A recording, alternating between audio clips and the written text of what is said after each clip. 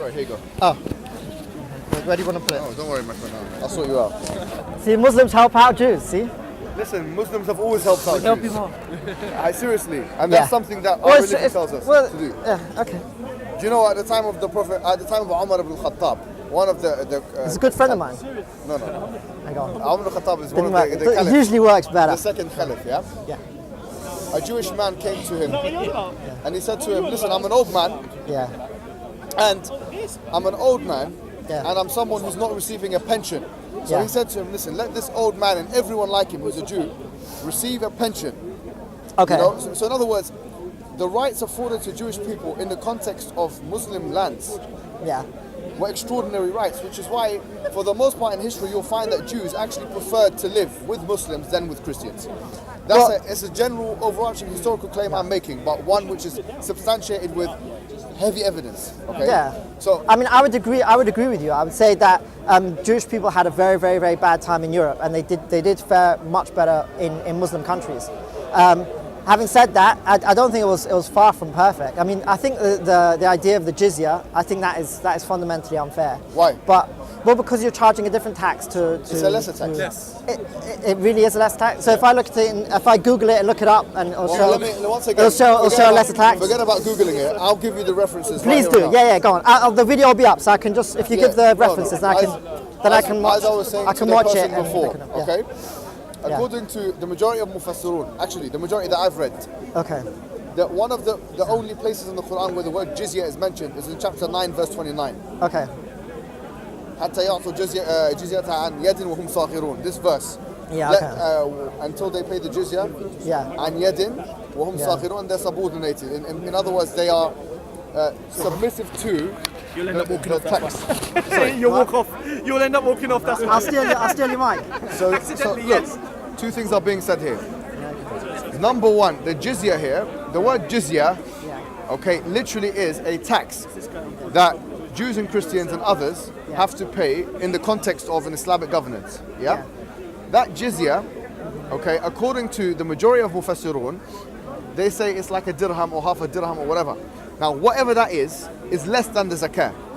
Because the zakah, according to all the fuqaha, okay, or the jurists, they say it's 2.5% of the zakatul mal is 2.5%. Then you have zakat al-fitr, where you have to pay an additional amount. There's different kinds of zakat. If you have animals, you have to pay zakat on the animals. And there's a whole discussion on zakat which we can't go into, but it's basically more.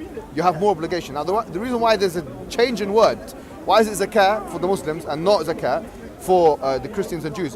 The word zakah, it comes from tazkiyah. Tazkiyah means purification. So really, It's the same as tzedakah. In Jewish, we have a tzedakah. It means it's like charity. It doesn't mean literally charity, but it's the same thing. It mean, the literal meaning, it means righteousness, but it means in English we would call it charity. It means giving money. Yeah. So zakat, tzedakah. Yeah. So no, that's good. Sadaqah, we have sadaqah. Oh, you've also got tzedakah. We've got sadaqah. Sadaqah and zakat are two different things. Okay. But for us, sometimes sadaqah is mentioned in the Quran as zakah, but that's a different discussion. I don't want to confuse everyone. Yeah. Point being is zakah comes from tazkiyah. Tazkiyah means purification. Okay. Now, why? Because from an Islamic perspective, the act of giving money in taxes is a purifying endeavor. So it purifies your wealth, right? As for the Jews and Christians, it doesn't have a religious functionality. It's more of a secular law, or it works in a secular sense. I don't want to cut you short, but you said you're going to give the source. So if you give the source first So and then elaborate. for example, I'll give you two or three sources. Video, Chapter 929, if you look at Tafsir al-Qurtubi and Tafsir Ibn Kathir and Tafsir al-Tabari, all three are those tafsir. All three of those, especially al-Qurtubi, he goes into a long discussion as to what is the jizya, who it is that needs to pay the jizya. And there's a discussion among the ulama as to who pays the jizya. Some say the Jews and Christians are definite. Whether the mushrikun are part of that or not, that's the discussion. I don't want to go into too much, but I'm giving you some of the things they said, yeah? Point being is that that's it. And it says over there that the Jews and Christians should pay less than the 2. It says over there, what does it come up to, like 5% altogether? So, what it says in what Al-Qurtubi mentions, Zakat, what Al-Qurtubi mentions explicitly is that he asks, what is the jizya, what should it be? So he discusses himself the different opinions on that, and he says it could be 1 dinar, it could be half a dinar, whatever. When you calculate it economically, you find that actually, comparable to the Zakat, it's less. And if we consider also that Jewish people, as we say, old people and young, and people that can't afford it, would be given some kind of welfare system, then actually I don't see where the controversy is. The only thing is that they've seen that this is how ridiculous the Orientalists have become. The Orientalists have become so ridiculous that they've seen that it's a different name. But can I ask you a and question? they say, okay, it's discriminatory. But well, let me ask you. I want that discrimination. If that's that's positive discrimination. I want that one. I want discrimination like that. Mohammed, let me ask you a question. Do you have to go through long calculations to figure out that it's less? Like on the surface, does it look like that the Jews and Christians are paying more, and then when you look into it, you're paying less? Or is it? Yeah, I'm gonna go here. Or is it immediately you look up these sources, right, and you can say, okay, this was what was it? What was the term of the coin? What was the name of the coin? Dinar. Right. Here's one dinar, and there is 5%, and you can somehow figure out that the dinar is less than 5%. Everything is. But you're saying it's clear. Is it clear like that, or it's not clear? No, it's not. I mean, that already is not clear because one's a percentage and one's a dinar. I don't know how much a dinar is. Yeah. So obviously we can't even know already. There's something called convert. Or what they do, obviously, the ulama of today, the scholars of today, will have to take that currency and try and take it through some kind of economic conversion, just like we do with everything else. So can you say it's a bit you can't? It's not clear since one is a fixed amount and one's a percentage. So you can't say which one's more. Is that no? Is that fair? Is that a fair statement? It's not. What's not a fair? I'll tell you what's not a fair statement. Ibn Hajj al-Asqalani in his Bulugh al-Maram, his very the book that it's a compilation of hadith. He discusses Jizyah. And he once again he says you can put Jizyah of one like block Jizyah that everyone has to break up and stuff, or it can be an individual thing, whatever. Taxes for Jewish people and Christian people in a Muslim land, yes, in general, has not been shown from an Islam perspective to be any more than the zakat the Muslims should pay. Okay, so what you're saying is now that in practice, in history, right, it has not been more. I don't know about that. That's a different story. So no, because when you talk about history, historically, you don't know. And from the book, it's not clear. Let's talk about history. One's talking about percentage and one's talking about a fixed amount. Let's talk about history. So if you want to talk about history, history, this clear idea from that it's not. Well, by the way, I'm not saying it's a terrible thing. I mean, throughout history, there's many terrible things have happened. I'm not saying this is the worst thing. So let's talk about within this context. Let's talk about history.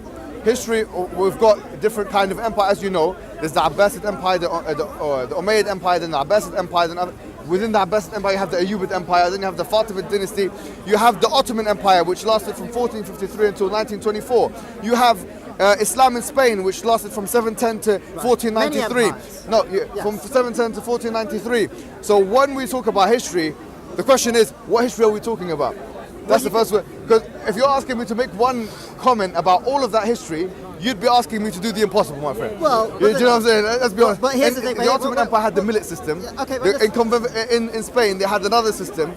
In the Abbasid Caliphate, they had the third system. Here's the thing. If it were to be, and I haven't done any research on this, right? But if it were to be the case that in most of those countries, right, and most of those Muslim countries, right, they had the Jews were forced to pay more than the Muslims, and it's also the case that you can't calculate it based on the Quran, or what is it, Hadith or Quran? What is it? Where it says that the Jews should pay the Jizya. Jizya in the Quran. It's mentioned in the Quran. So and the amount. Doesn't say the amount is not mentioned. Okay, then this. Yeah. So if from the Hadith it's not clear which one pays more, and in practice. Right, if, I don't know, haven't done research. If in practice they always did pay more, then you can't claim that the Jews pay, Jews no, and Christians pay less. I never claimed that they paid less. I said they should pay. There's a difference between a statement of should and ought. Yeah, I say ought to have, should have. See, look. Yeah, no, I understand. I'm not here to once again, I say this before, I say it again, I'm not here to represent the Ottomans. I'm not here to represent the Muslims in Spain. I'm not here to represent the Abbasids. What I'm saying is, I have no allegiance to any of those empires because those empires did good and bad. No, of course. But what? So for me to say everything they did is good, that's not my position. You're right to say that the Abbasids did bad, the Umayyads did bad to some extent. What do you call it? The Muslims, the Ottomans did bad. All of those guys did bad. What's happened in this conversation is, right, I wasn't saying that the Muslims were terrible. I was just saying that there was issues. Yeah, okay. Right? I don't disagree and I with that. brought up those issues, and then you said, and that's when you started bringing about the Quran and the Hadith about that they should pay less. right? So Well, I've just told you. Yeah. Right. So really, if you're not talking about practice, then it's not what we're talking about. We're talking about in Muslim lands, right? We're talking about Christian lands versus Muslim lands. So you brought up about the Quran. I didn't bring that up. No. Because we're talking about jizya. You mentioned jizya. Yeah, you're talking about the jizya, but we're talking about it as in practice. Right. But But the question will be is this. What I'm saying is, look at the in practice, yeah, in practice, you don't want to discuss it, which is fair No, enough. no, What? Nossen. Nossen. Let me tell you something, right? By the way, before you continue, I just want to say that actually, by the way, when it comes to the what's it called, the hijab, niqab. Actually, I agree with you. When it comes to these things, don't mix politics with religion, right? That's all. Thank you. I was going to say this. I said if we want to do the comparison, it has to be a fair one. Muslims have had empires from the time of the Prophet, right? We're talking about some significant times. There was Islamic empires. Yeah. I've named like 5 or 6, I think, yeah? The Muwahhidin, Murabatun, all these are empires. Yeah. Or at least civilizations or states. Yeah. And in most of those empires, Jews existed. Yeah. And they continue to exist, yeah? In Muslim countries for the... Well, not today. Not today, a lot of them left. Some in Right. Morocco, There's some a you go. little bit- Yeah, if you go to a Morocco, few you'll see Jews thousand there. around. You will see Jews there. I've seen In Morocco, there are. Yeah, I went to Morocco, I In saw Morocco, yeah. Jewish people there. Anyways, There are Jewish people in Morocco. yes, I know. But if we were to do a fair comparison, we say, look at Israel. Let's look at what is referred to today as Israel on the map. Yeah, Okay. what's seen as Israel. Yeah, go there. Let's see if the equality that you're espousing now is actually in place there. Would you agree that the equality that you're espousing or you're speaking about is not in place as it relates to the rights of Palestinians in what is referred to as Israel? Well, I would say it depends what you talk. By the way, I've never really looked a lot into the Israeli thing. In Speaker's Corner, because people ask me, I looked a little bit. So it's obviously very limited my knowledge. It's not really my interest or forte. But what I would say is, what it seems to me is the way I understand it is that if you're talking about like what I would call, for the purpose of this discussion, Israel proper, right, as in not the West Bank, not Gaza, right? Yeah. Then, as far as I know, they've got 100% equal rights, right? Is that what you think? Yeah. Even in those areas where the settlements are being built. Isn't that West Bank? Gaza, isn't that the West Not Bank? always. The No. settlements is West Bank. No, it's more than just the West Bank. Yeah. Okay, so I'm not. That's why I'm not clear exactly. For example, I'm not clear Jerusalem. exactly. Jerusalem. When I'm talking about, like, as if you're not talking about settlements, you're talking about Arabs, or Muslim Arabs living as Israeli Arabs, right? Yeah. As far as I know, they have exactly the same rights as any other Israeli.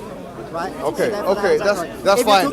If you're talking about the West Bank, right? And I don't know exactly. No, I'm talking about What I'm talking about the system in Israel. So that what I'm saying here is this: even Haaretz, yeah, which is a national newspaper in Israel, yeah, Haaretz courageously puts forward on a regular basis the abuses that the Israeli government, yeah, basically do to Palestinian Arabs, and they're a left-wing type newspaper in Israel.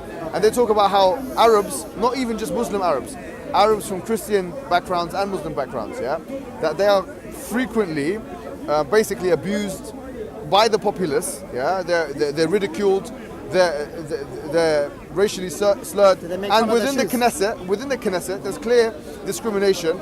The Knesset is the parliament in Israel. Okay. In the Knesset, you'll find that there are laws that have been passed in the past.